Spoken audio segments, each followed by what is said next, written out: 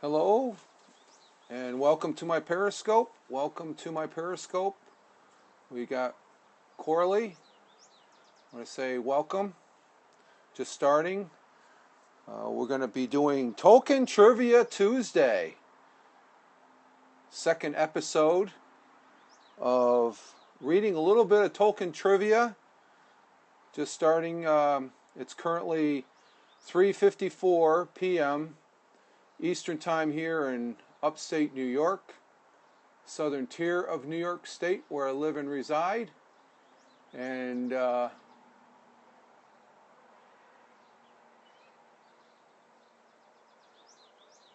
going to see how this goes.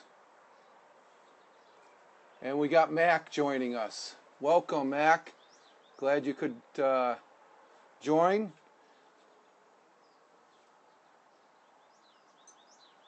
And it is May 12th, 2015. It is Tuesday, and it is 3:55 p.m.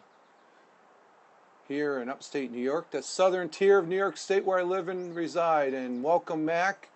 We have 6 viewers now. We have McCoglin, we have Dustin, we have Juggalo Mom, and Corey. And I want to say welcome to the web viewers that may be watching as well.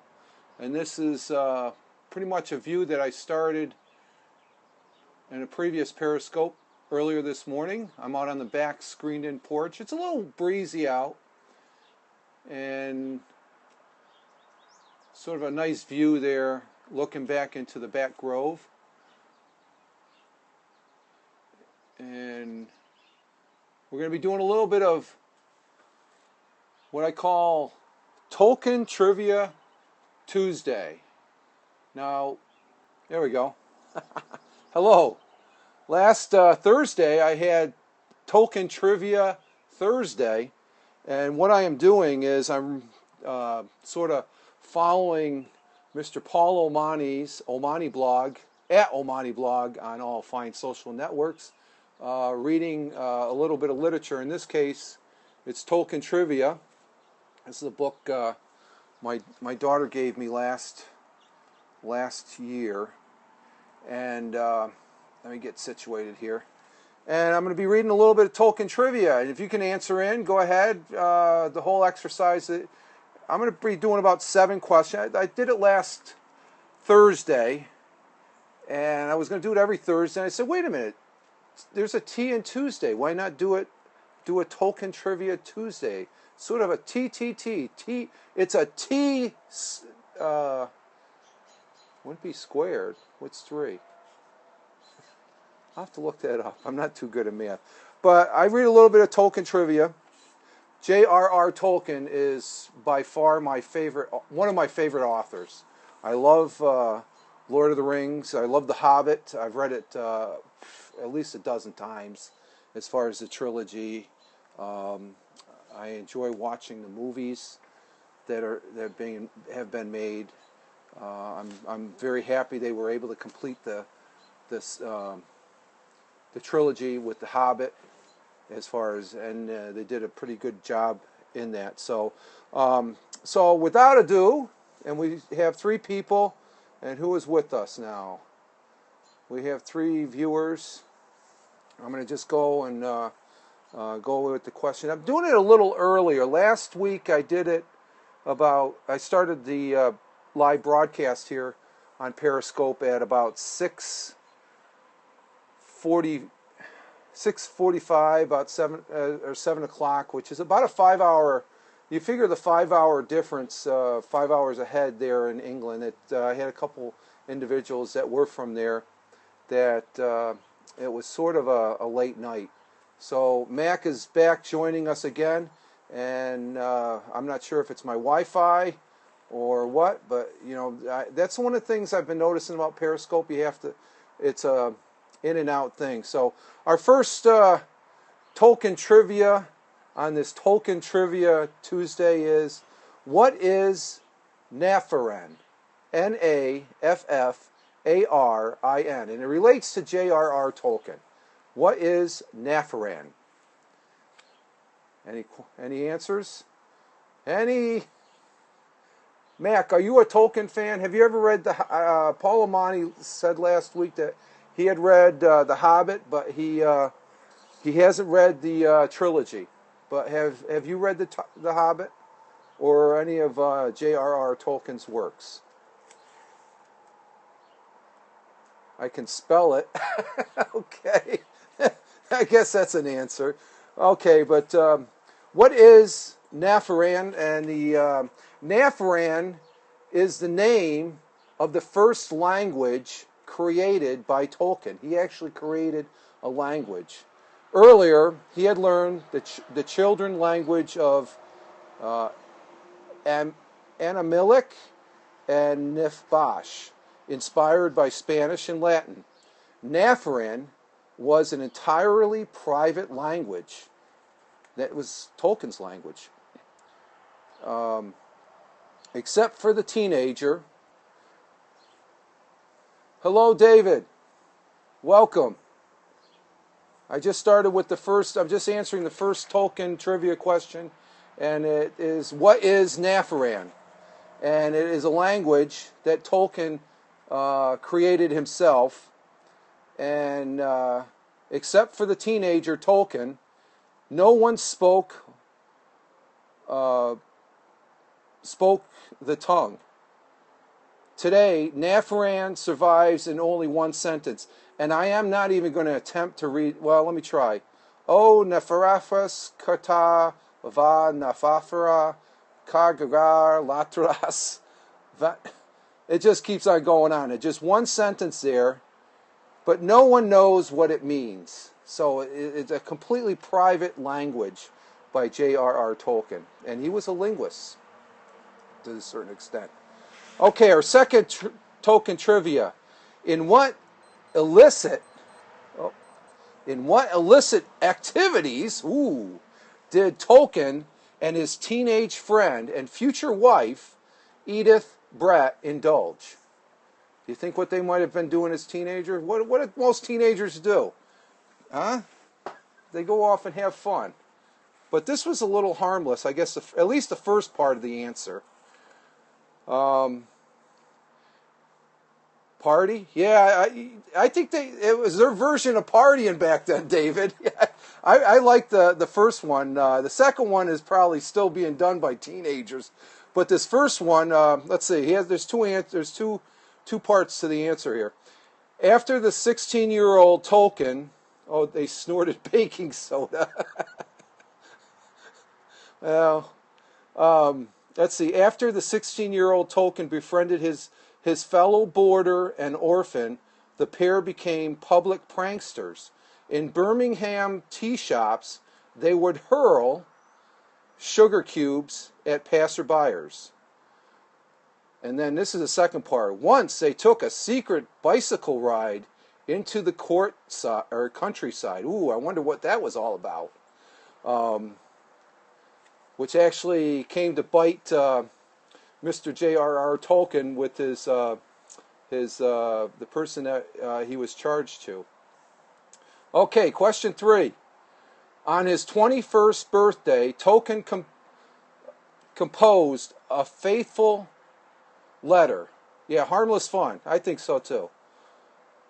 I don't know I don't think there's much. I think tossing sugar cubes, you might get an assault these days at a coffee shop.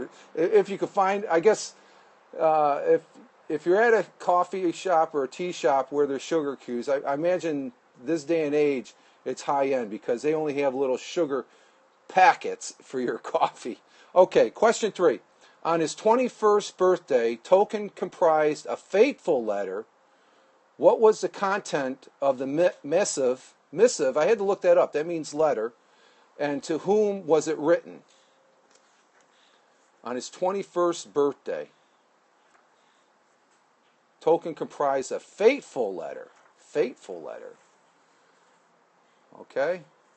And I'm down to one person, and that's David. I guess Mac is coming in and out.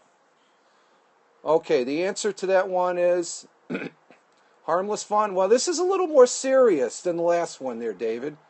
After Tolkien's guardian, Father Francis Morgan, learned of the clandestine cycling trip, that was the one before,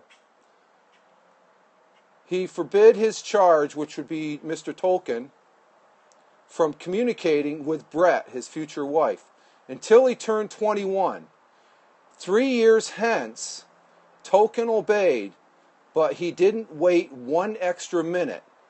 At the stroke of midnight, January 3rd, 1913, he penned a letter to Brett. Okay, you lost connection?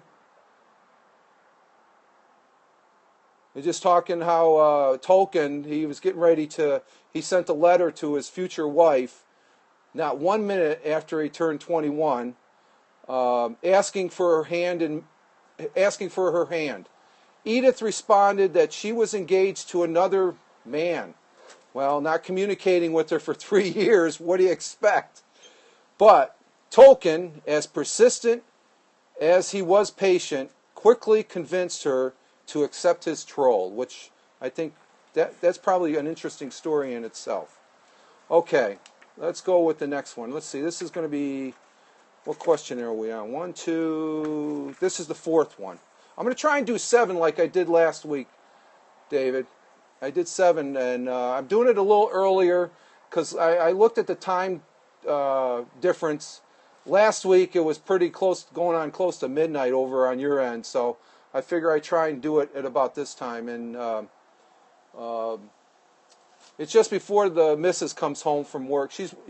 Today's a work day for her, so she might be coming in through the porch door here any minute. But okay, let's go. Question 4. How did Tolkien view World War I? Now that's an interesting one. Excuse me now, because it's afternoon here. I'm having a liquid beverage. She works locally here. I don't want to go into specific, Dave, because I got certain rules of engagement for my being on the internet and stuff like that. It's no disrespect to you, but there's certain, I don't even talk about my own job other than I used to be a firefighter and stuff, and just certain things I don't like really conversing about, if you can understand, and the like. But she does work. It's a job. It's a paycheck, as we call it here in the United States, and it's an interesting job that she does. Oh, David, you're back again. Okay. But question 4, how did Tolkien view World War I? And the answer is preferably from a distance, while thousands of his Oxford compatriots volunteered for the war to end all wars, the peaceful author lingered at Exeter College studying the Anglo-Saxon language. Finally, in June of 1915, after he graduated, he joined the Lancashire Fusiliers, so he joined the military. So the next one, which would mean he did take part in World War I, and this next one is a pretty interesting one. What great battle did J.R.R. Tolkien witness when he was in World War I?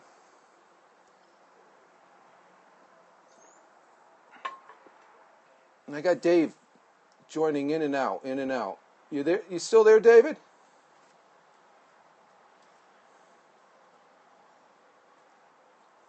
I don't know if it's my connection or the Wi-Fi. Usually where I'm at is usually pretty good. But so, question number 5: what great battle did he witness? Tolkien survived the Somme, where 50,000 British soldiers were killed or wounded in a single day. He finished the war without a single wound, medal, or promotion. Nevertheless, the courage of common English soldiers left a deep imprint on him for the remainder of his life. Later, he confided that all but one of his friends of that time had died during the Great War. So that's a lot, you know. There's a World War I series on TV that I watch, Apocalypse World War I, and war is bad. This particular show showed a lot of film footage and colorized it of World War I, and that was a very brutal war. The trench warfare, not to say World War II or all the wars leading up to today. There's this war. I don't know if there's any good outcome after a war, because one war just leads to another. Yeah, no winners in wars. I totally agree, David. I mean, there might be some cases where you have no choice, but is that the choice? It just I'm not sure. Those are hard decisions. So the more I've studied a lot more about World War I in the last couple of years and stuff, and I didn't realize how, and even even the Civil War. You look back on what I was taught. What I was taught in school is just dates and battles and stuff like that. But you get into the letters that these soldiers on these particular wars left, and you read them. It just the poems that Paul Omani is reading from Walt Whitman. That was a lot of those deal with the aspect of war. Okay, let's see. Question number 6, or trivia number 6. Tolkien once revealed it was like discovering a complete wine cellar filled with bottles of an amazing wine of a kind and flavor never tasted before. It quite intoxicated me. What inspired him so? What inspired? What I just said? What inspired J.R.R. Tolkien? And you'll be surprised. It wasn't wine, but to him this was wine. Remember, he was a linguist, a studier of languages, and you can see that throughout his works. Now let me take another. I say cheers to those. Poetry? No. He was a linguist. So let's see. What inspired him was that the discovery of a book of Finnish grammar. Throughout his life, Tolkien was delighted by new insights into languages, ancient, arcane, and imaginary. So he was very, I didn't realize how getting up to this part here, how fascinated he was with languages, and through his works you can see that. Okay, number 7, and that's going to be the last one here, David, and our viewers that are on the web, I greatly appreciate it. According to Tolkien, what comes before the story? What comes before the story? Grabbing something out of the refrigerator to drink while you're reading? No. According to Tolkien, what comes before the story? Yeah, true. Have a liquid beverage. Well, I guess in Paul's case, it's having a cup of tea there when he's reading poetry. Let's see. More than once, he insisted, and I'm quoting J.R.R. Tolkien, "To me, a name comes first, and the story follows." That's a good quote. To me, a name comes first, and the story follows. Tolkien believed that his tales were made to provide a world for the language rather than the reverse. Wow, that's pretty neat. To me, a name comes first and the story follows. J.R.R. Tolkien believed that his tale were made to provide a world for the language rather than the reverse. Wow, that's pretty interesting. Okay, that's 7 of them right there. I'm sort of going to stick to my flight path, I guess, there. I think next week, or no, actually, we're going to do this Thursday. I'm going to do this again Thursday about this time, David, and our viewers on the web. And I think it's going to be a short one Thursday, because that'll finish the first section of this book on Tolkien trivia. And let's see, there's 1, 2, 3, 4, 5. So we'll be finishing the Mythmaker. So we'll be finishing trivia on the Mythmaker of J.R.R. Tolkien this Thursday. And then we got 4 more. So I think if I read about 6, 7, or 8 from Tolkien trivia, I'm enjoying it. It's sort of a little bit of literature here on the back porch. So I'm going to say goodbye now. You all take care. The missus is just walking in, so we're going to have dinner here shortly. I appreciate your visit or your views here. Education, yes. To me, it helps as far as talking, because I feel like I'm talking to an audience, and I appreciate you hanging out. The web viewers, again, try and get the app, and you can be part of the conversation as far as commenting within the live Periscope sessions. He's been out. Oh, huh? Okay. I'm going to have to go now. You all have a good one. David, again, thank you. Have a nice evening. You all take care. Live life. Have fun. Ciao for now, and peace.